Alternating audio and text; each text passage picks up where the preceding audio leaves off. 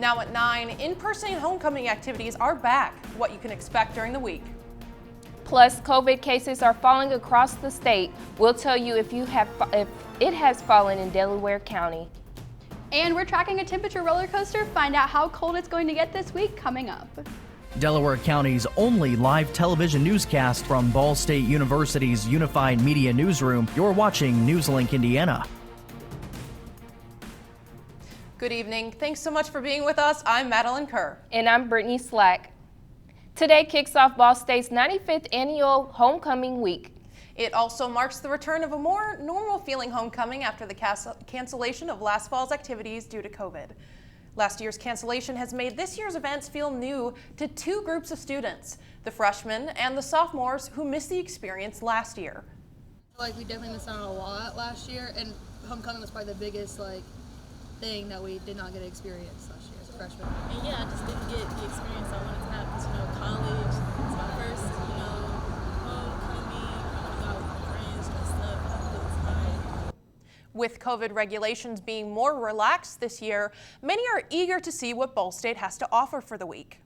I honestly feel like the procedures here have been very good, but I'm glad, COVID regulations a little bit, less, I guess, this year than last year would have been. So I'm excited for this year for sure, just all the new events that are new to me because I'm a freshman this year.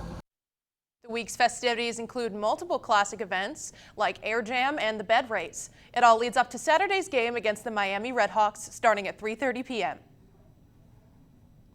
And the first event started tonight with the Food Truck Fest. Members of Ball State in the Muncie community gathered for a night full of food, entertainment to open homecoming week. Music entertainment including the Wonderlands, fish, tacos, and lemonade on just night one of our homecoming week. Definitely, the weather was looking good today at the Food Truck Fest, so I'm excited to see what the weather looks like for the rest of this week. Yeah, hopefully it'll keep up for the rest of this week. We'll have to turn to Maddie for our first look at weather.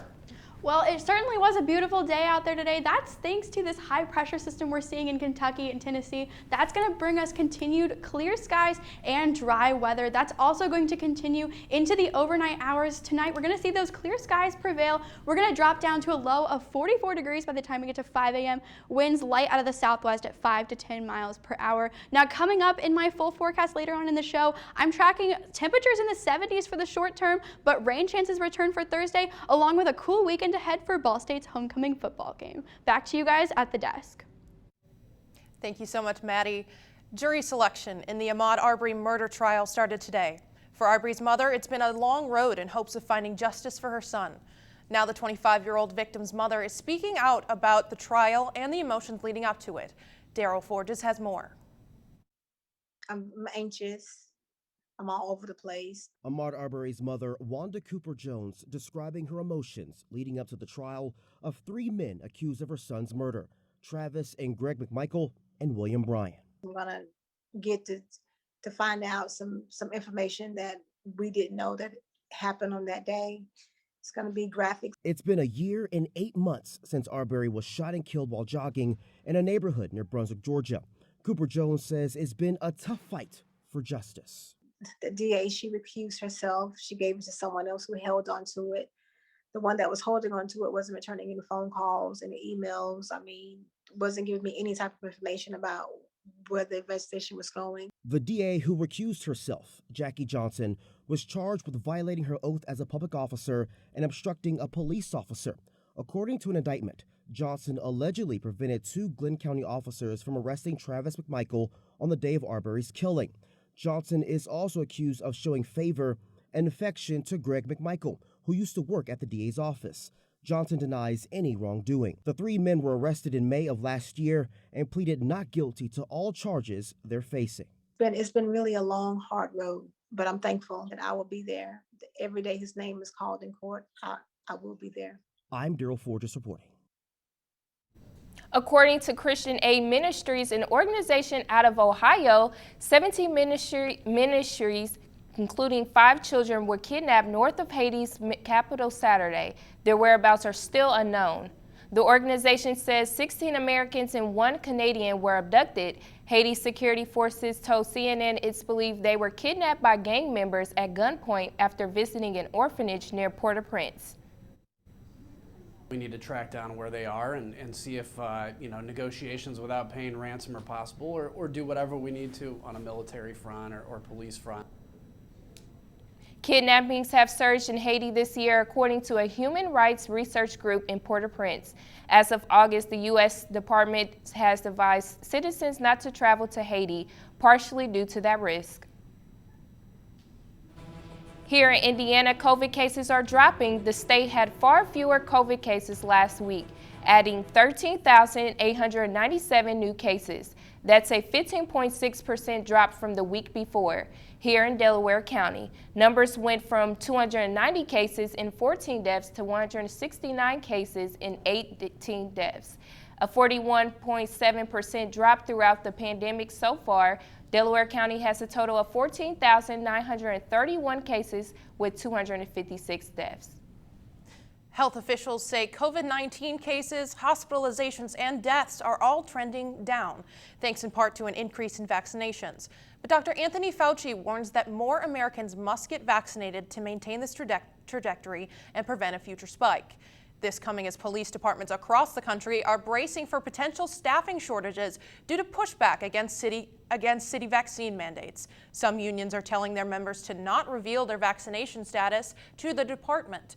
Chicago is warning officers who fail to share their vaccine status that they could ultimately be fired.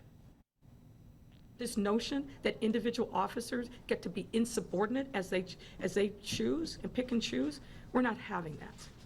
Departments are rushing to cover for potential staffing shortages. One state even calling in the National Guard to cover the open shifts and administer COVID tests to school children.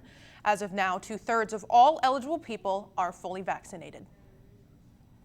The death of an American icon is spotlighting the potential dangers of COVID-19, particularly those in high-risk groups. And as the holiday season approaches, the CDC is providing recommendations on how to prevent another winter surge. Camilla Burnell has the latest. The death of former U.S. Secretary of State Colin Powell serving as a reminder of the continued threat of COVID-19. Powell's family says he was fully vaccinated but suffered a rare breakthrough case. Powell's longtime aide telling CNN he was also battling Parkinson's and multiple myeloma, a form of plasma cancer that suppresses the body's immune response. General Powell represented our most vulnerable population in this country. Only 1 in 26,000 fully vaccinated Americans, or 0.0004%, has died of COVID-19, according to the CDC, while the risk of dying from COVID-19 is 11 times higher for unvaccinated adults, underscoring the importance of getting the shot. We get vaccinated as healthy people, in part to protect the most vulnerable among us. As the rate of new infections continues to decline, health experts warn against complacency. It's so important to get vaccinated for the good of the community to keep the level of infection down. The CDC releasing guidance Friday recommending all eligible Americans be vaccinated and continue wearing masks indoors, particularly in areas with high transmission and around those most at risk, like young children who are not yet eligible for the vaccine. When you do that, there's no reason at all why you can't enjoy the holidays. I'm Camila Bernal reporting. With the holidays coming up, manufacturers are already reporting Christmas tree shortages, while you may have trouble finding the perfect tree for your Christmas morning. And more on the White House's new plan to combat climate change, next.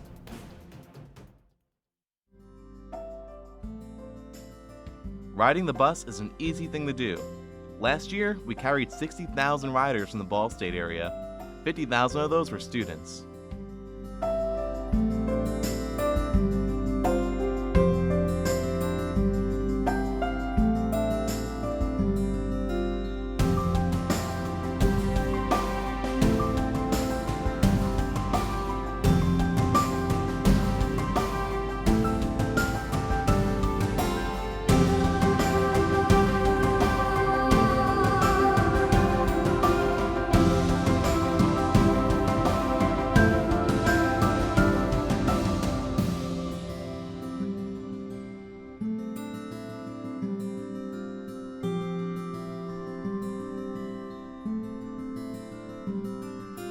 Anywhere you want to go, Mitts will take you there.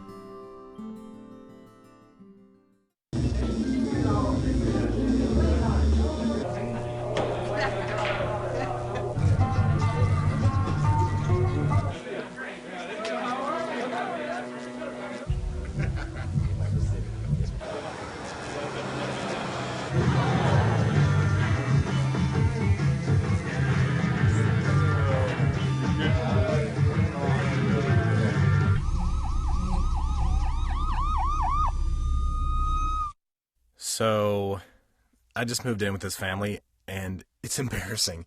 The little one, he likes to go outside and crawl around in the giant litter box. I don't know what he's doing. I mean, I was born and I knew how to use the litter box. Look at that! That's disgusting! Oh, poop already! You're making me nervous. Oh, okay, I can't look at this anymore. I really hope he grows out of this, for his sake. Welcome back. U.S. power companies are temporarily ramping up their coal consumption. Today, the U.S. Energy Information Administration reported coal-fired generation is expected to surge by 22% this year. It is the first annual increase in coal-fired electric power generation since 2014. The report states that while natural gas prices have risen, coal prices have remained stable. However, the EIA does not believe the rise of coal generation will continue into 2022. The report forecasts a drop by 5% next year. The White House has a new plan to combat pollution from widely used forever chemicals. PFAS can cause severe health problems and linger in the environment after being released. The Environmental Protection Agency is launching a roadmap to research, restrict, and remediate harmful PFAS. The actions include a new national testing strategy, a proposal to designate certain PFAS as hazardous substances under existing law, and actions to broaden and accelerate cleanup. PFAS have been manufactured since the 1940s and can be found in Teflon nonstick products, stains and water repellents, paints, cleaning products, food packaging, and firefighting foams. The United States is making progress in the battle against COVID-19 with increases in vaccinations and the availability of booster shots for some. But it appears to still have a grip on the U.S. jobs market, and it is giving the workforce the upper hand on the employers. Despite the average growth in hourly wages trending up over the past few years, a record-setting 4.3 million people left their jobs in August, according to the Job Openings and Labor Turnover Survey. People have worked throughout this pandemic, and they've been called essential, but unfortunately they've been treated as expendable. Amazon is hoping to make workers feel essential again as a huge hiring push starts due to holiday season. The retail giant plans to add 150,000 temporary U.S. workers for the holiday season. The company is offering an average starting pay of $18 an hour and a sign-on bonuses of up to $3,000. There's also an additional $3 an hour for certain shifts in some locations. The company has added more than 450,000 workers in the U.S. since the beginning of the pandemic. For Americans this holiday season, things might look a little different. This because what's happening in China. Christmas trees are the latest fallout from the ongoing global supply chain crisis. The workers in the southern China factory twist, pull, cut, and crimp together shredded plastic strips, creating branches for artificial Christmas trees destined for the U.S. Because many ships went to the United States this year, got stuck at the ports, and did not return, so we are waiting for the ships to return. Our factory's goods are therefore staying here and cannot be shipped out. Lee says they have a backlog of about 150 containers worth about $3 million waiting to be shipped out.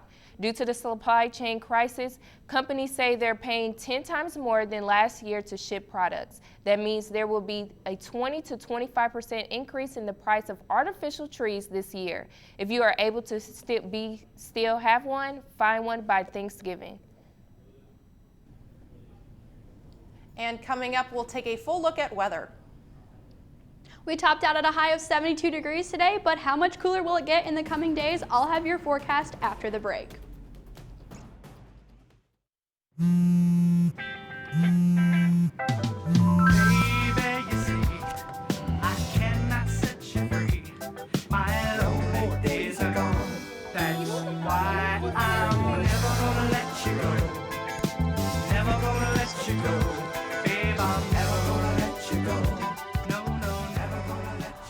Here you go. Thank you. Thank you.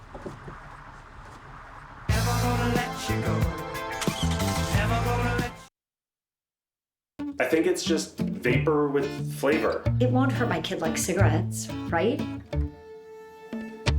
Vaping is safer than smoking, isn't it? There's really not even that much nicotine in them, right? My kid? My kid knows it's dangerous. Get your head out of the cloud. Today, nearly 8,000 kids will start vaping, maybe even yours. Learn about the dangers at talkaboutvaping.org. Emotes say a lot, but they can't say it all. Think your guildmate is struggling? Try these dialogue options.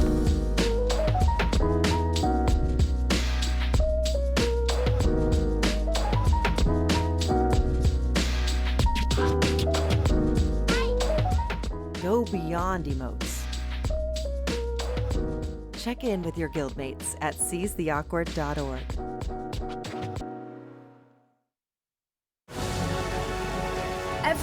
Every day, millions of people are connecting and even though we're overcoming obstacles, watching each other's backs, and banding together, we should still make an effort. We should still make an effort to get to know each other on a deeper level. Father, cosplayer, mentor, actor. It's time we take a step forward. It's time we take a step forward. Come together and discover how accepting our differences can make us stronger.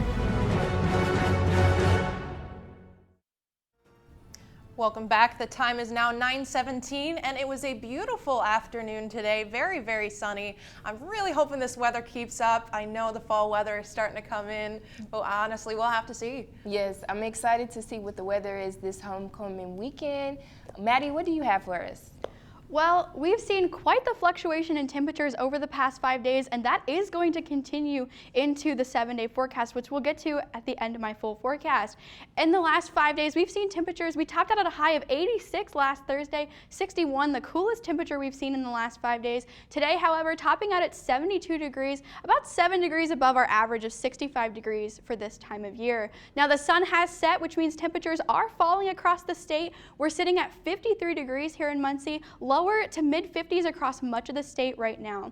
Now, as we take a look at radar, we're not seeing a whole lot out there to track locally. It was a beautiful afternoon, and it will continue to be a beautiful evening out there thanks to this high-pressure system sitting over Kentucky and Tennessee. This is bringing us clear conditions and also dry weather, which will continue into the overnight hours. Now, with this dry, clear weather we've been seeing overnight, that's led to some cool overnight lows, and you might be asking yourself, when is the first frost that we see during fall? Well, climatologically, we typically see our first frost somewhere between October 12th and October 20th. Last year, that frost came on October 16th. We have yet to see our first frost of the year, and we aren't going to see it quite yet with temperatures still in the 40s for tonight. We are going to drop down to 44 tonight, those winds out of the southwest at 5 to 10 miles per hour, with those clear skies prevailing into the overnight hours and into the day tomorrow. Now, we will see increasing clouds with a high of 71 degrees, those winds still out of the southwest at 5 to 10 miles per hour. Tracking these clouds out for you and our next rain chance, which comes Wednesday into Thursday on Precision Cast here, we're seeing clear skies by the time we get to Tuesday morning before the clouds blanket the state by the time we get to Tuesday evening. And then Wednesday looks to be a copy and paste forecast on Precision Cast as it is on Tuesday. We start out again with clear skies on Wednesday morning before those clouds and the rain chances move in by the time we get to Wednesday evening. We're going to be seeing that rain continue into Thursday morning for your Thursday morning commute. Now, the other thing we're tracking here is the temperature roller coaster we're going on this week. You can see 73 degrees your forecasted high on Wednesday, dropping all the way down to 57 by the time we get to Friday, and 59 degrees by Saturday for Ball State's homecoming football game. So temperatures aren't going to rebound very much once they do drop, thanks to that rain that moves in on Thursday morning. And we're going to see the 50s continue here on the MIT's 7-day forecast. 65 your high on Thursday with that rain chance in the morning, 57 on Friday, 59 and mostly sunny on Saturday. Perfect weather for the game, although it is going to be a bit chilly. And then the temperatures continue to stay in the 50s at the beginning of next week. So if you're heading out to homecoming for the football game this weekend, definitely going to want to grab a sweatshirt or a jacket, but it's going to be great weather for the football game. I will definitely grab me a jacket. Yeah, of course. And speaking of homecoming, we're going to have a lot to talk about in sports. Ball State has a lot going on. Thank you so much, Maddie. We'll now turn to Caleb for an update in sports. One Ball State team having their first practice open to the public in 2 years, and it's homecoming week, and there's many athletic events going on this weekend. Find out what next in sports. Here's your sandwich, miss. Oh, thank you. And your burger. Awesome, thank you. And your bowl of boiling water, sir.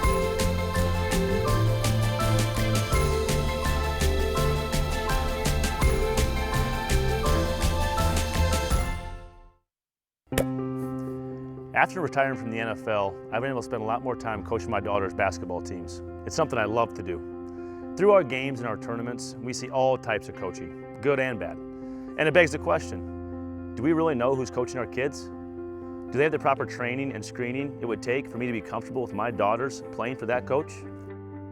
Our Youth Basketball Association made the decision to use trusted coaches to screen and train all of our coaches. I'm a trusted coach. Are you? So if one cat has 4 kittens who reproduce every 6 months, how many cats will there be in 5 years?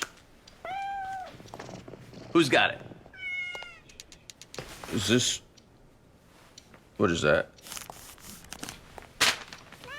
Seriously? Who threw that? Cats are terrible at math, but they sure do multiply. Please spay, neuter, and adopt. The solution is 10. Indiana, I'm Caleb Zuver with sports. Last Thursday, Ball State soccer taking on Ohio University at the Briner Sports Complex. The Cardinals entering the MAC Conference matchup with a 4-7-1 record on the season and 2-3-1 in conference. On the flip side of the coin, the Bobcats entering Ball State territory with an impressive 9-3-1 record on the year and hold the top spot in the MAC standings.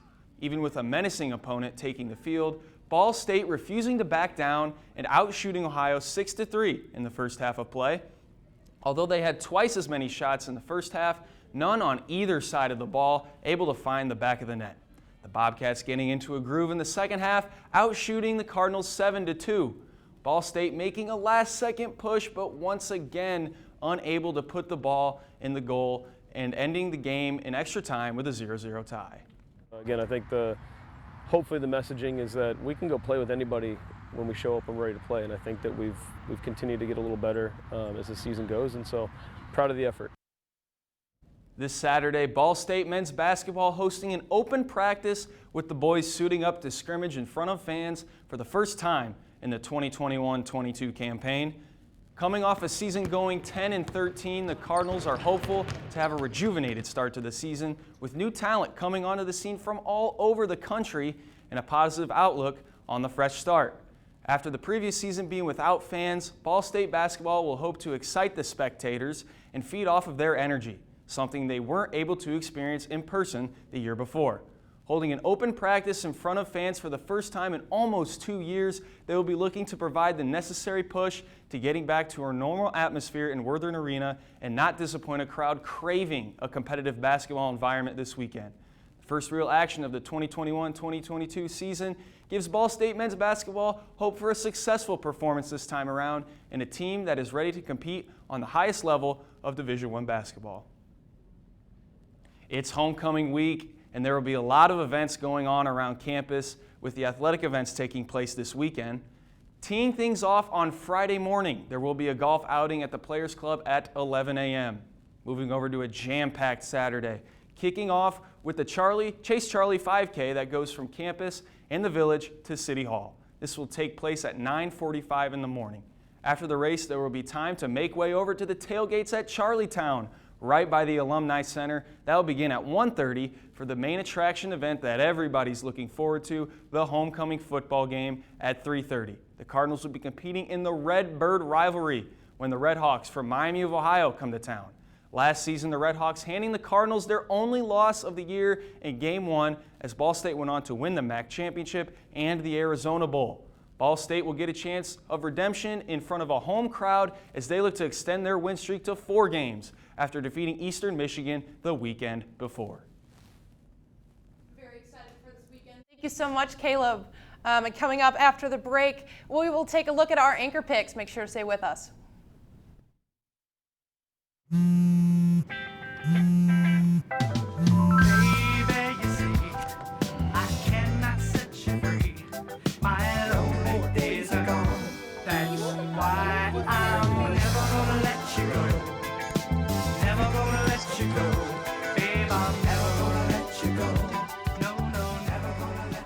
Here you go. Thank you. Thank you. Never gonna let you go. Never gonna let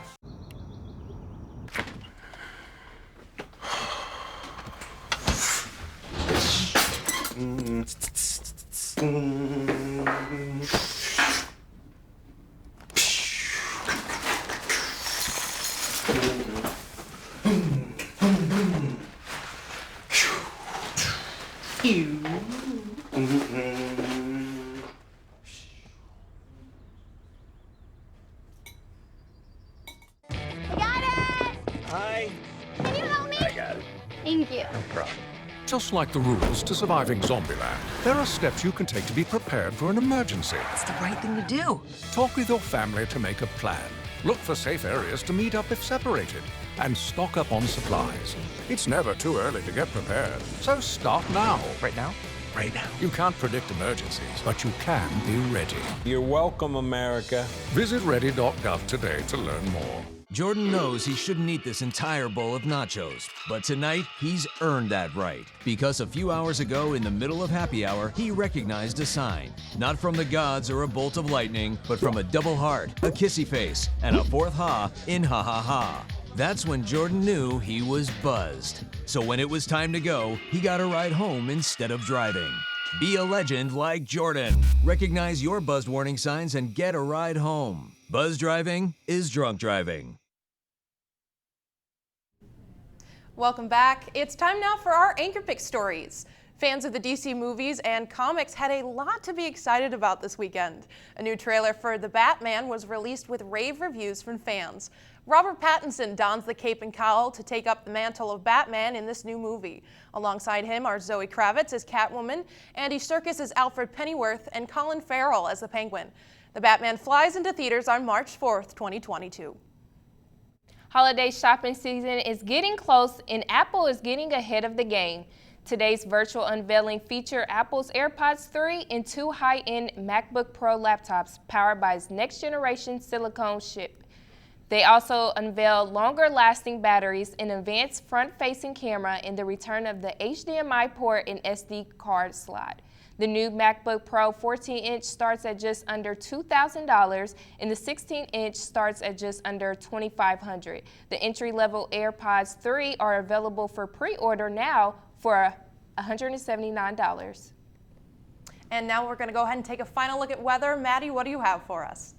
Well, on our mid-7-day forecast, we're in for quite the temperature roller coaster. We're going to see a high temperature of 73 on Wednesday, dropping all the way down to 57 on Friday as a front moves in, bringing us some rain on Thursday. Temperatures are going to be chilly but nice for the Ball State homecoming football game. 59 degrees and mostly sunny on Saturday, with those 50s continuing into next week, with a high of 56 on Monday, as well as rain chances returning to the forecast. And that's all tonight for NewsLink Indiana. Be sure to join us again tomorrow night at 9, streaming live on the NewsLink Indiana Facebook page. And for news anytime, anywhere, go to ballstatedaily.com. Have a great night.